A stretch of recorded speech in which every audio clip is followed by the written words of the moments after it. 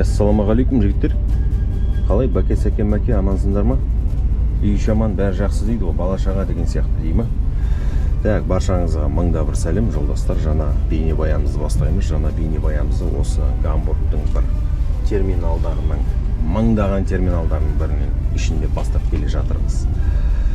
Қазір мына немізді тапсырамыз. Пустой контейнер алғанбыз. Сол пустой контейнерімізді тапсырып, барып новый алып, оғанда жүгі бар, жүктелген контейнер алып, оны барып бір жерге түсіріп, ол жерде басқа полуприцеппен басқа контейнер алып, сөйтіп, короче, 3 рет істеуіміз керекпіз. Бірінші рет уже мен бір рейс істеп тастадым.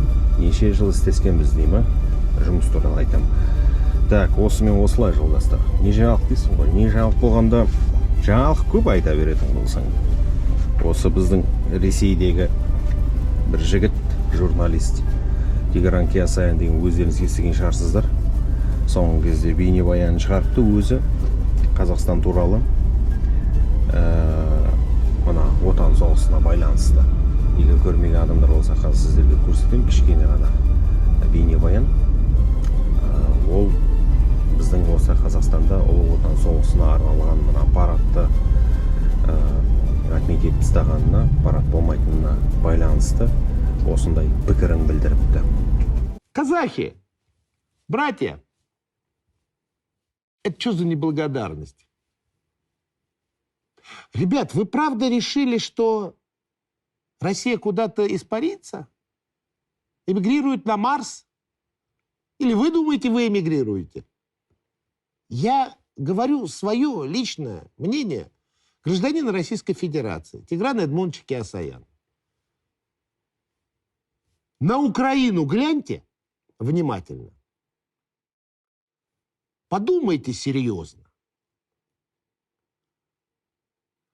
Ну и думаю, что нашим ответственным лицам тоже надо переоценить и пересмотреть уровень взаимоотношений.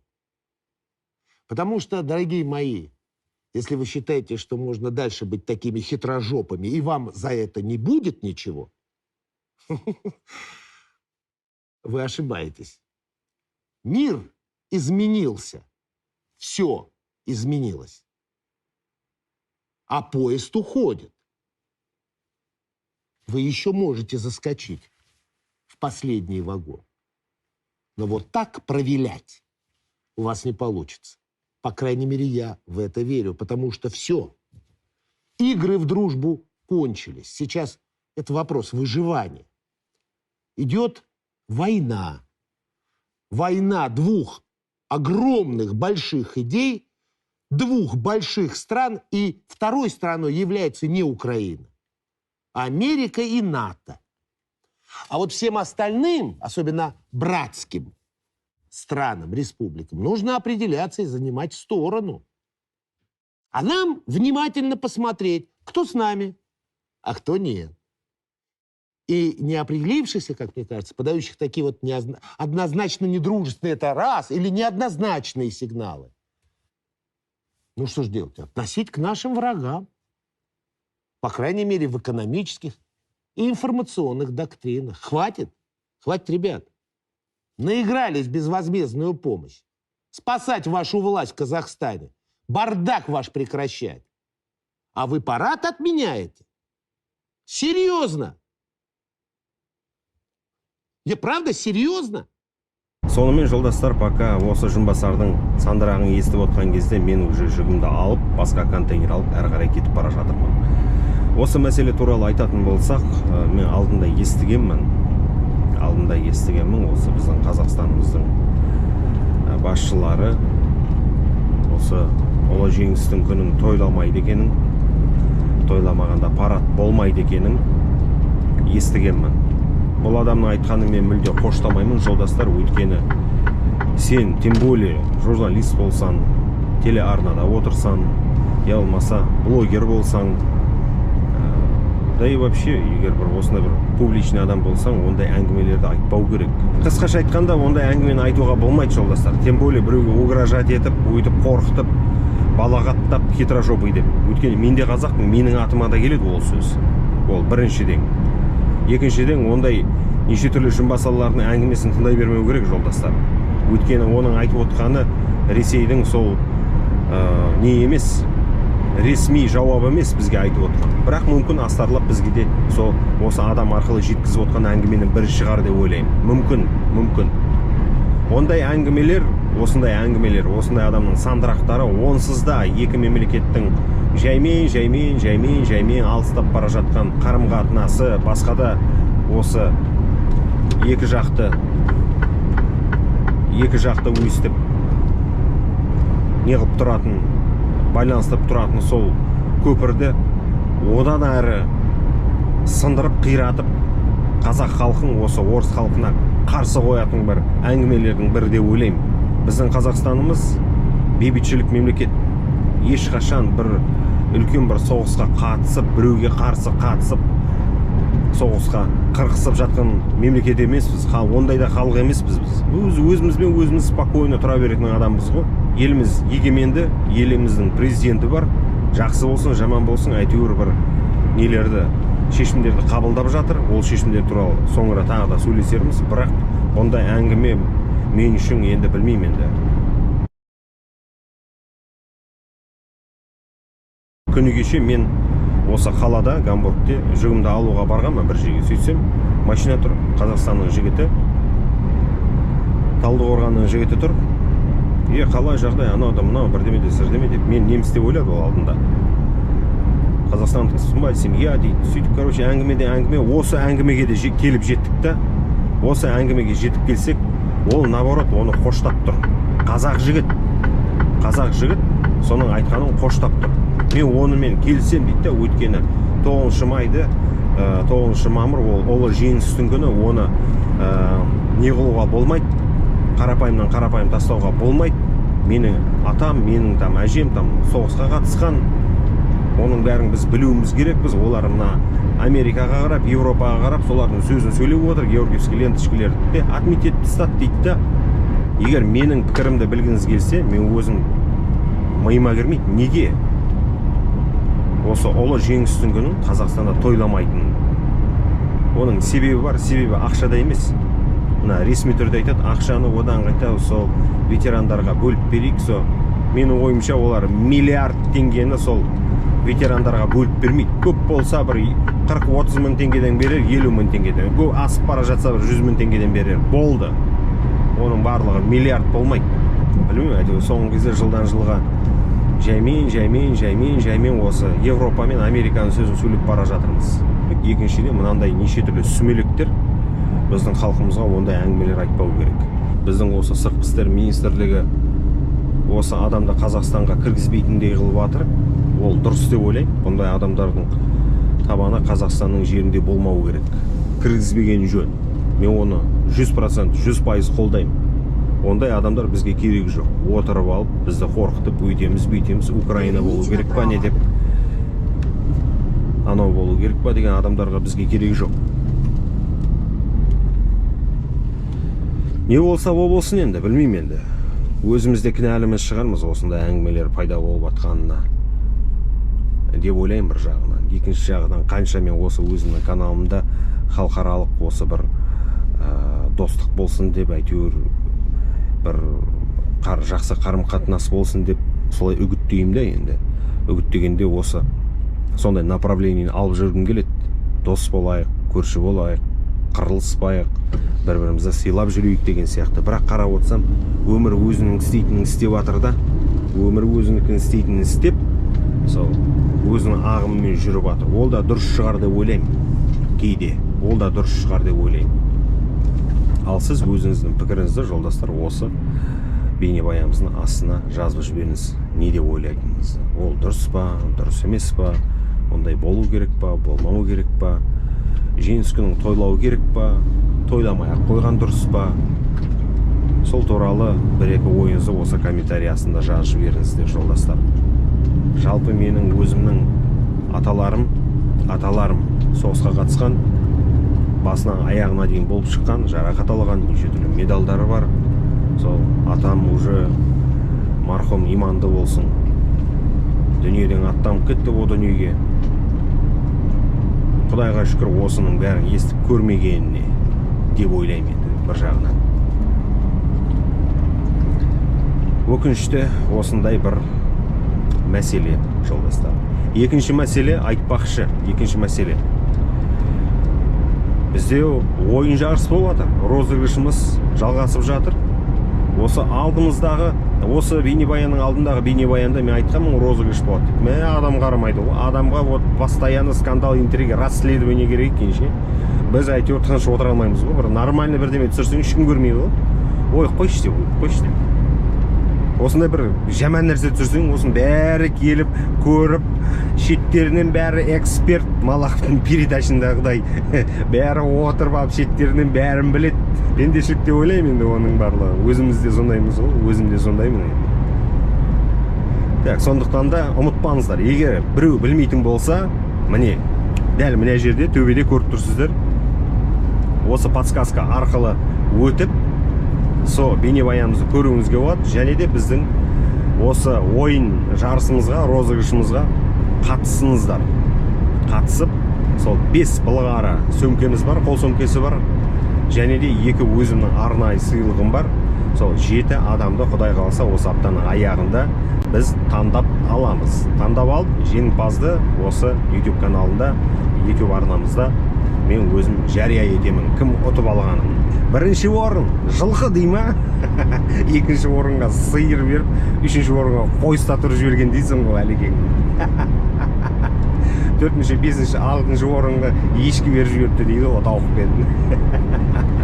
Ол да болуы мүмкін. Әзіліміз өте жоғары адамның бірі емеспіз бе? Қазақтың бәрі сондай ғой. Так, кеттік. Мына Құдай ұртқыр. Осы азаннан кешке контейнер тасып, әйтеуір қатын бала шағаның қамы ғой. Қазір контейнерімізді барып, ауыстырып, басқа контейнер алып, кері қайтамыз.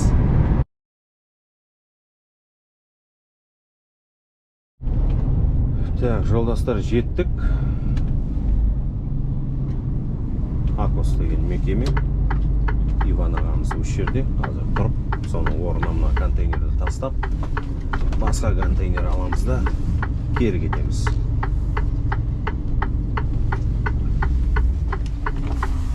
Останайдың жігіті дядь Ваня.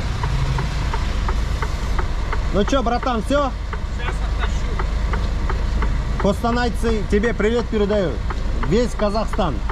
Ясненько. Привет всем казахам, блин. Красава, братан. Осындай ағамыз бар біздің, түсіндің ба? Привет всем казахам дейді. Костанайдың жігіті Иван деген біздің брат. Ваня ағамыздың новый мана бар.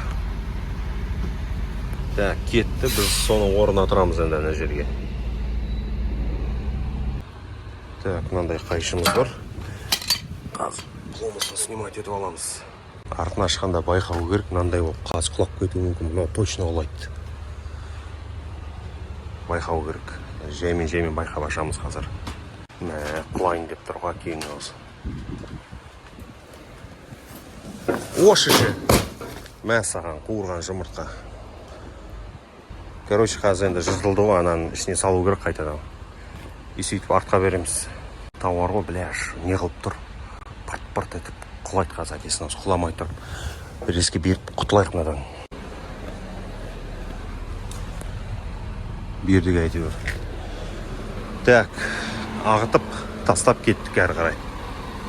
Мынаның ар жағында тұрған прицепті алып кету керек, пустой. Мынау полный әлі. Так, мына жерге қойдық.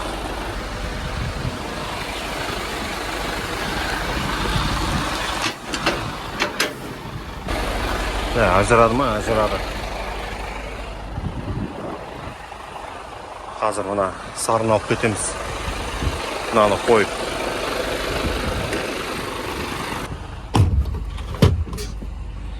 Так, шамал алдыға береміз. Оппа, ағытылды. Седлоны түсіреміз. Енді ана сарын аламыз. Так, стоп. Рульді ровно істеп, артқа береміз. Стоп. До конца көтереміз. Кнопканы басып жүрсең болды ғой. Тиелді ма? Все. Скоростқа қосып, енді алдыға береміз. Егер машинаның өзі жүріп кетпесе, значит все нормально. Значит, жабылды деген сөз. Так, енді мынаның бәрін қайтадан жабыстырамыз. Ешқандай қиындығы жоқ. Етесінде шолтыр ете қаласың. Мынау свет, тормоз вернее. Мынау свет.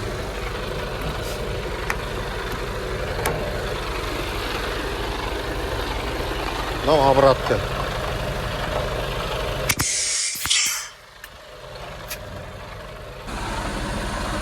Мынау замок қой.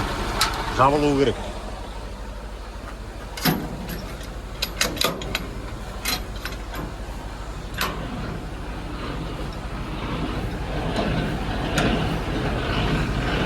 Так, лапаны көтеріп, светті қосып, свет тексеріп жібереміз, поворотник істеп тұрма.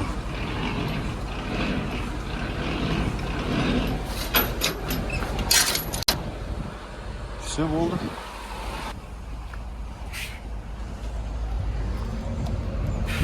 Так, Иван ағамызға кеттік.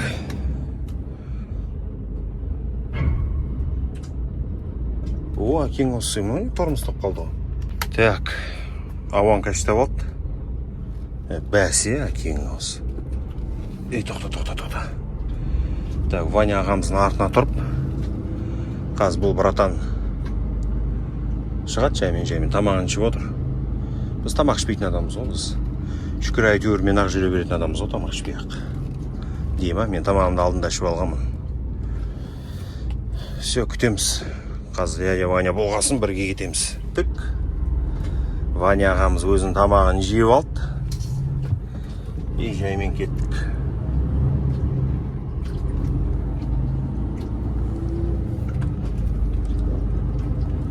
Аккуратно. Осы ғой жолдастар, күнделікті жұмыс осы. Әйтеуір құдай деп жаймен жүрміз. Бірге мініп алып кетсең ғой, Жалағашқа қарай. Шымкентке мынау қап-қарашкілерің жүр. Көп әйтеуір.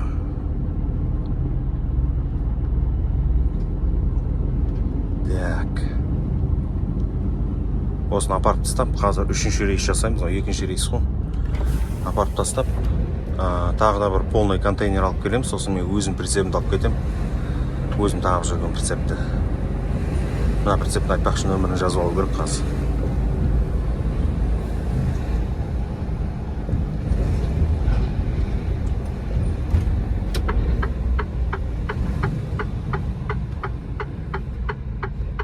Ошы деп соқып кеткен дейдің ғой. Осы көп отандастарымыз Қазақстаннан келген, көбісі Қазақстанға қайтып кетіп бара жатыр. Бір-екі жолдас жігіт бар, ағамыз. Ол да тоже Қазақстанға қайтып көшейін деп отыр. Осы жазда Витя деген ағамыз бар. Виктор деген алдында мен сөйлескенмін, біздің роликте машинасы қасында тұрған. Мынау да қақсап қоймады ғой. Сол, короче говоря, көбісі көшейін деп отыр. Өйткені айтып отырмын ғой, қанша неміс болсың, да, паспорт бойынша, там, ұлты бойынша неміс болсың, орыс болсың. Қазақстаннан келді ма, бұяққа сыйы өте қиын. Сондықтан да бұлар көбісі қайтып Қазақстанға көшіп кетіп жатыр. Оны мен түсінем, өйткені менің өзімде де сондай сезім бар. Германияда тұру үшін сен осы жақта туылуың керексің. Осы жақта туылып, өсіп, осы менталитетті сіңіріп, осындай адамдармен араласып, ал біз уже біз бұл жақта тұра алмайтын шығармыз. Қиын өткені, қиын. Кең далаға осындай кәдімгі қарапайым қарым-қатынасқа үйренген адам, біздің Қазақстандағыдай, бұл жақта не катит.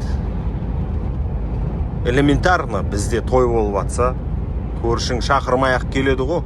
Құдай көршінің аты Құдай көрші. келіп сол дастарханға көмектесіп өйтіп бүйтіп там құдалығыңа қатысып әйтеуір соның бәрін апыр топырын шығарып өткізіп сөйтіп кететін адамбыз. Я болмаса біреуді іздеп баршы, мынау осындай жерде тұра ма десең, уже бір қарап отырсаң ана неміз бар емес па, жерлесіміз әзіл қой, сол айтқандай қарап отырсаң уже үйінде шай ішіп отырасың, бір айдан кейін уже құдалығында жүреді дей ма. Сол сияқты сол ғой енді бізде қарым қатынас өте бір простой да, кембейлі халықпыз ғой біз. Сондықтан да осы Қазақстаннан көшіп келіп жатқан немістер кезінде 20 жыл 30 жыл бұрын көшіп келген немістер, орыстар, без разницы, там нигр болсын, там без разницы ұлты кім болсын, олар уже Қазақстан деп уже ойы да жүрегі де там қаны да бәрі уже как положено қазақстанский болып кеткен ғой. Сондықтан да олар осы жерде өмір сүре алмайды. Бәрі қайтамыз дейді. Ой, Құдай құрсын, Қазақстанымызға қайтамыз. Әйелім айтып отыр үйде, Қазақстанға қайтайық құрсын деп. Ялмаса өзім Қазақстанға кеткім келіп отыр деп. Балдар қалады дейді. Көбісі балдарын тастап кетеді. Өйткені балдары уже, мен әкеммен жасты адамдар ғой, 60-ға келген. 60-ға 70-ге келген. Мен әкем 70-те. Алдындағы бейнебаянда айттым ғой, пенсияға шығады қазір. 700 евро квартплатасы бар. Пенсиясы 950 евро, сонда қалатыны 150-200 евро, оны аяғына жеткізе алмайды. Мал ұстай алмайсың, мал ұстау үшін сен жер үйде тұруың керексің, жер үйің пәленбай мың ақша, оған неше түрлі рұқсат қағаздарың керек, анау-мынауың керек. Короче говоря, балық аулау сияқты ғой. Балық аулауға бару үшін неше түрлі құжаттар, оқуың керексің, анау-мынау документтерің болу керек, оны оқып балам дегенше легче барып сатып алған дұрыс балықты. Арзан болады, уақытыңды құртпай, сол сияқты ғой. Сол сияқты, жолдастар. Бәрі бюрократия қылып тастағанда, бұның бір жақсы жеріне адамды енді тәртіпке салатын шығар. Құдай біледі енді, бірақ кеттік әйтеуір.